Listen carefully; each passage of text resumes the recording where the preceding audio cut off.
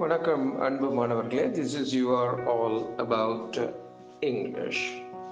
Welcome back to the series, and today's word is indict. இந்த indictனா இது ஒரு archaic verb.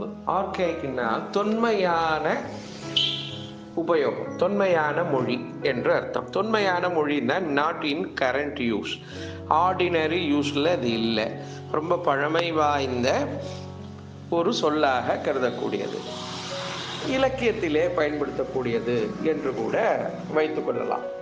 அப்போ இன்டைக்ட் அப்படின்னா என்னன்னா கம்போஸ், ரைட், எழுது, தொகு, இந்த மாதிரிலாம் சொல்லலாம். தொகுத்தல், எழுதுதல், இதுக்கெல்லாம் இன்டைக்டிங் என்று சொல்லலாம். உதாரணமாக, he indicts the wondrous tale of our Lord.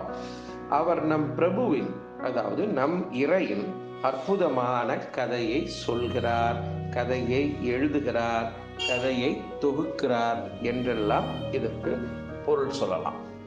இன்டைக்ட் என்றால் இன்டைக்டிங், தொகுத்தல், எழுதுதல் அல்லது அதை பற்றி சொல்லுதல், இது போன்று பொருள் சொல்லலாம். சொல்லுதல் என்றால் எழுத்துப்பூர்வமாக சொல்லுதல் என்று பொருள்.